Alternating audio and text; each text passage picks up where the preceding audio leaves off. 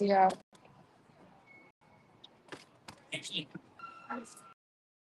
Why?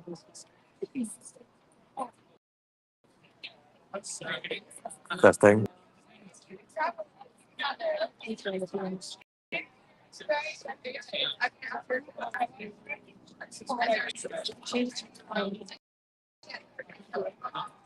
Yeah, you can see that.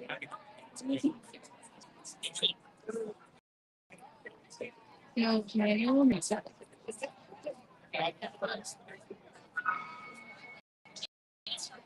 Hey, yeah, you're right. Yeah.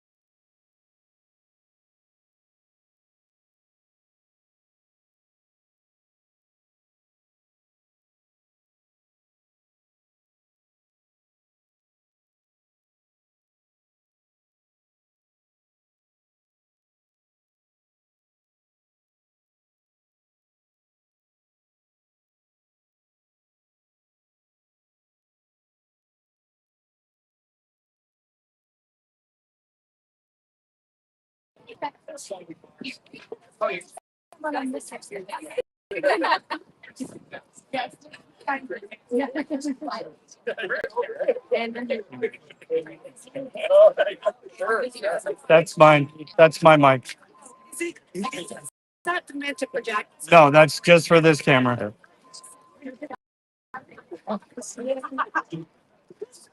For good reasons. I know, I know director. Good. What's yours? Oh, I heard. You can go back. Okay.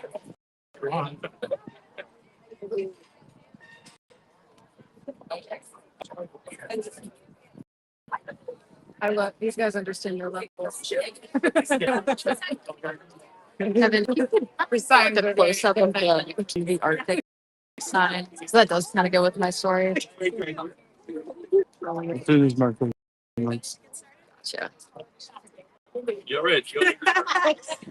All right. Well, thank you guys all for being here. I am Kristen, the executive director of Alaska Wilderness League, and I am honored to be introducing this event, the reintroduction of historic legislation to protect the coastal plain of the Arctic National Wildlife Refuge once and for all. I should say over 100 original co-sponsors. So support, that's just the beginning. So we are in a pivotal time in this decades-long fight to protect one of America's most iconic and culturally diverse. We stand here today with allies fighting together not just for decades, but since time immemorial. The coastal plain is more than an expanse of remote far away in Alaska. It is the biological heart of our nation's largest and wildest refuge.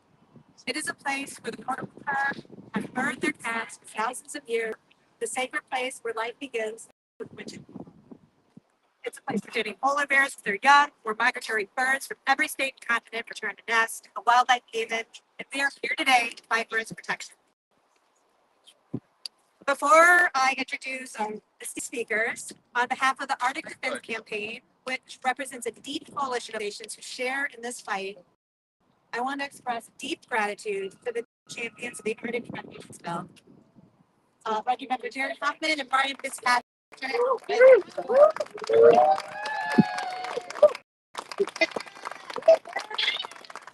Senators Ed Markey and Maria Campbell and Michael Bennett in the Senate.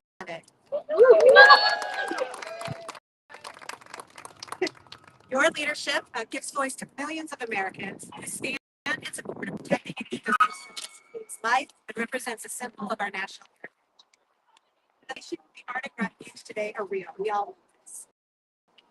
From mandated uneconomic and budget reconciliation to secretarial orders issued by Secretary Burgum to expedite extraction over everything else. We are a full-scale effort to sell off and industrialize our nation's public land starting in the Arctic. And so we gather here today with urgency, but also with deep hope. Rooted in powerful alliances between Congress and community, between science and sovereignty, between all of us who believe that some places are simply too wild and too sacred to drill. I am so glad here today with our professional champions, with our Gwich'in allies, and all of you, so many organizations and people from all across the country that have worked tirelessly to keep the Arctic Refuge protected until today, sacred and whole. So thanks to all of you. All right, I'm going to start by introducing our first speaker, ranking member of the House Natural Resource Committee, Representative Jared.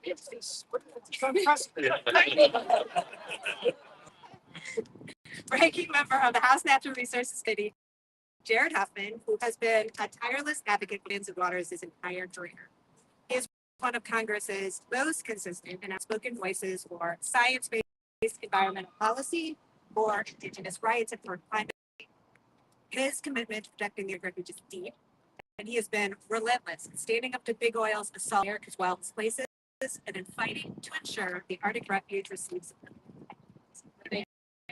Oh, wow. You know, congressional Democrats are unified when senators are actually referring to lowly members of the House. This is the kind of courtesy and collaboration that I think bodes very well for the work that we do together. Thank you to this amazing coalition. And thanks to all of you about this incredibly pristine and special place. It is an honor for me to announce this morning alongside my colleague, Representative Fitzpatrick, and our great Senator Ed Markey and others, and nearly 100 co-sponsors. That is remarkable. We've reintroduced bipartisan. It feels great to still be able to say bipartisan. Arctic Refuge Protection Act of 2025, because for decades, the Arctic Refuge has been a political football in this amazing, pristine place that you just heard about, a place that most people who care about it will never see. I've been fortunate enough to, sit on an airplane onto the tundra and actually see this amazing coastal plain of the Arctic Refuge. Most Americans never will, but they still understand that there are some places too special, too amazing, and too ecologically and culturally significant to allow them to be permanently despoiled by oil and gas.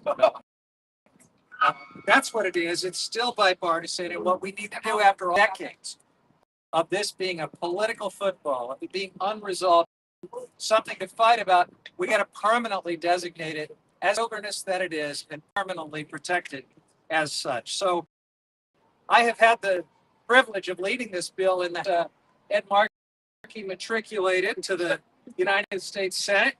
It was handed to me by a colleague named Rush not long after I arrived, about 11 or 12 years ago, and it's just a privilege to spearhead it throughout my time in the Congress. This truly wild place, known to the Gwich'in people as the sacred place where life begins, of course, is the calving grounds of the porcupine caribou herd. It is the foundation of the Gwich'in people's way of life. And back in 2017, I talked about how political football all these years. We saw a new level of cynicism. The Trump administration in its 2017 tax scam included it and misrepresented it as a source of billions of dollars in federal revenue. It's the only way they could get. Many of the Republicans that voted for that did not want to open the Arctic Refuge up to oil and gas drilling, but it was jammed into the bill without any serious deliberation or process. And we were lied to revenues that it would generate. We were told it would be nearly $2 billion over 10 years. What we came to find out is that the Arctic Refuge, as we've known all along, is not a very economical place for oil and gas interests to develop. It's a dangerous place for them to develop, and almost no one even wanted to do it. So the leases that were sold were held by a state-backed development corporation with no experience in oil and gas development, no real plan to move forward. It was a charade. And in the days ahead, as we start to unveil what's in this Republican reconciliation bill, I think we should be on high alert to similar charades. We know the Arctic Refuge will continue to be football. But they are not going to fool us twice, folks. They fooled us once. This time we are on to them. Our markup in the committee is next week, and we are going to spotlight the way that America has been misled and the way, frankly, this amazing, pristine place has been mistreated for far too long. Today, we are taking an important step forward toward that goal that we will achieve with all working together with this coalition of 100 co-sponsors in the House and more in the Senate. We will eventually achieve that permanent protection of this amazing place as wilderness. So thank you for the honor of working with you on this righteous cause. Thank you, Ed Markey, for all your amazing leadership. Let's get this done. I'd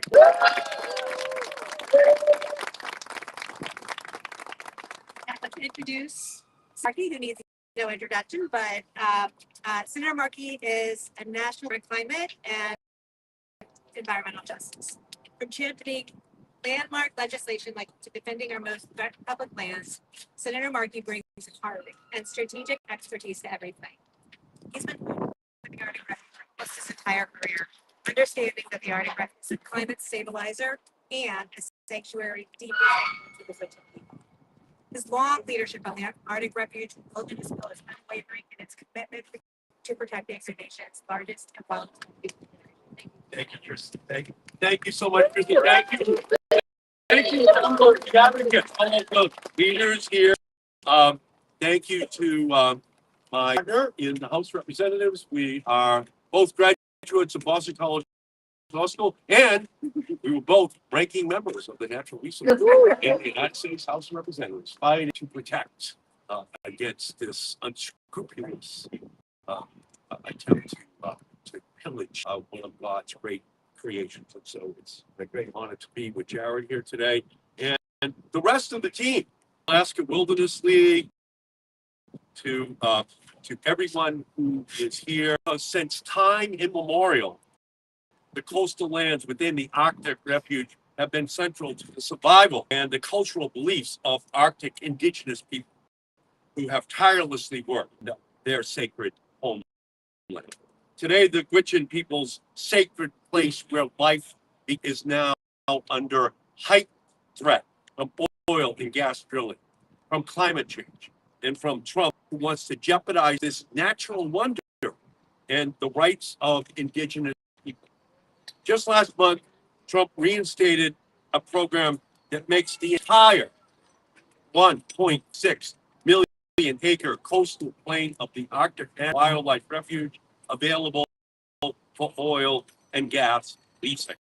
We already know that drilling in the refuge is not only bad for the environment and Indigenous peoples, it's simply bad business.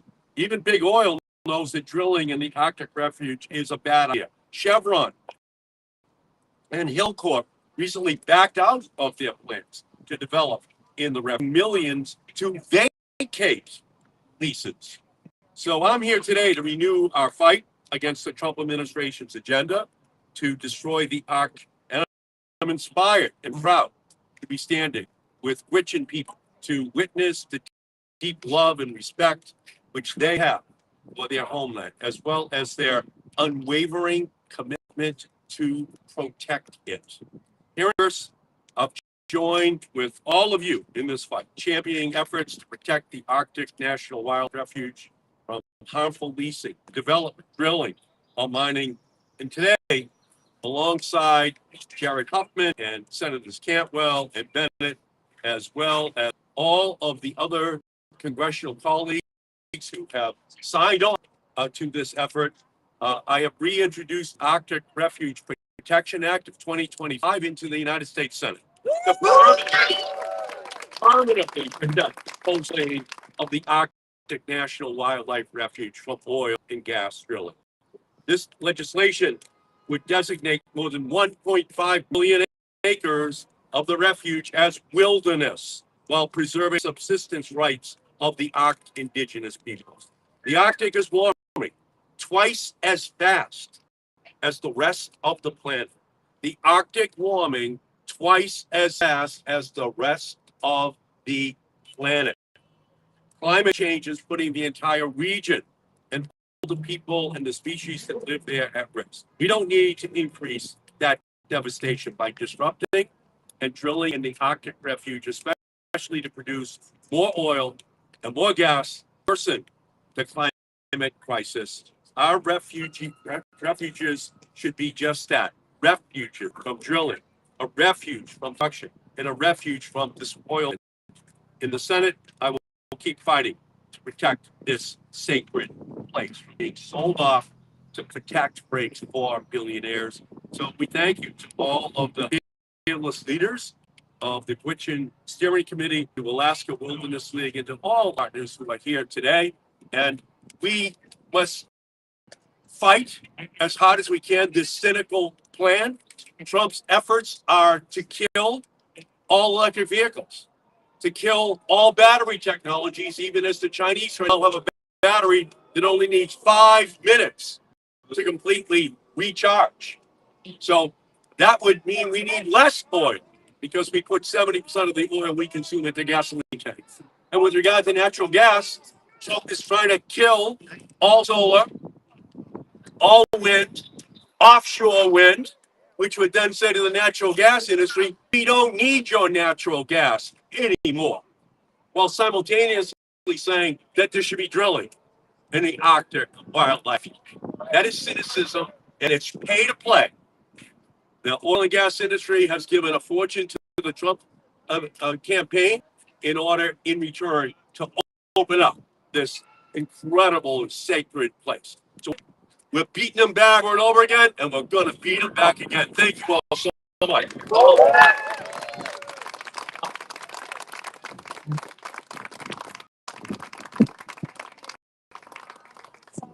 Everything you have done for her.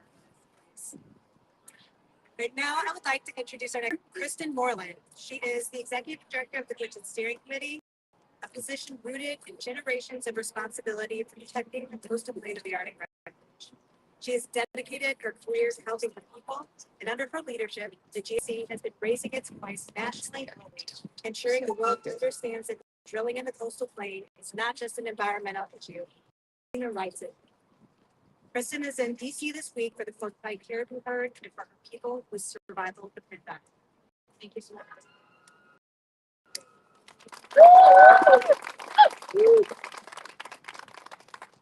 I'm here today on behalf of my Gwich'in people to thank our leaders for listening to our voice and standing with us to protect this the sacred place where life began. In time when others seek to destroy the sacred landscape, often at our people's expense, we are grateful to see leadership respecting our Indigenous rights and to know that we are being heard. The Gwich'in have been fighting tirelessly decades to protect the Arctic National Wildlife Refuge and to ensure the health of Arctic caribou herd. We are spiritually and culturally connected to our. That's our identity. We are, as Gwich'in people, is connected to the caribou. That's why we are here at this land. Defending the coast of the Arctic Refuge from oil and gas development is not optional for our Gwich'in people. Destroying the sacred land is not negotiable. My ancestors stewarded this land, cared for it, and lived in relationship with the caribou since time. Our future survival depends on protecting the caribou. We will be fighting to protect our land. So today, we say Masi Cho to have stood with our Gwich'in people in our fight to protect our way of life, our land, and our caribou of the Arctic.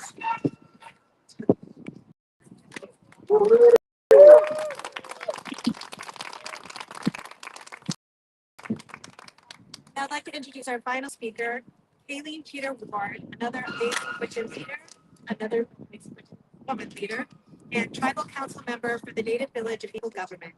Kayleen joins Kristen and the delegation of Gwich'in elders and contributions who are in DC this week.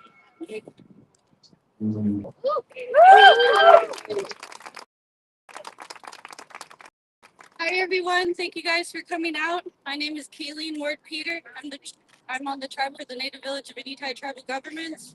I'm grateful to be here today to speak with all of you and stand alongside Kristen from the Gwich'in Steering Committee, friends in Congress, and all our allies here in DC. I'm here to behalf of our tribe, on behalf of the hunters who cannot be here to speak, the mothers, the matriarch communities that live on the land, and also the caribou that rely on our land. Growing up, hunting the caribou and learning about the land, that is just how I lived, the way that I always lived. It wasn't until I was older that when I became a woman and a mother, that I understood our way of life into the refuge. I still remember when it hit me that everything that I love, everything that our people rely on could be destroyed. As a result, I know there are people working to destroy sacred lands and threaten our way of life. As a mother, you think of this next generation, think of my daughter and her daughters. I need all of you to consider what is at risk, what we will lose, if the sacred coastal plain is developed oil and gas exploration and will be scarred for life, how that would impact my people, the Gwich'in people. So today I want to thank all of you who stand with the Gwich'in people, who advocate for us here in DC to protect the Arctic Refuge all year round, and to thank our leaders for introducing this bill today. Masito.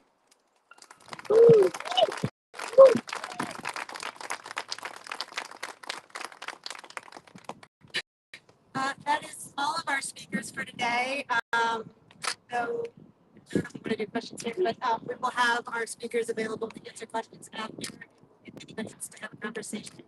And I just want to say thank you. Again, we put this event together with the Commission Steering Committee and with the Arctic Defense Campaign. So there's so many organizations involved in this fight, and we really appreciate your support. Reach out and go to the Arctic Defense Campaign website for information. And thank you all for being here.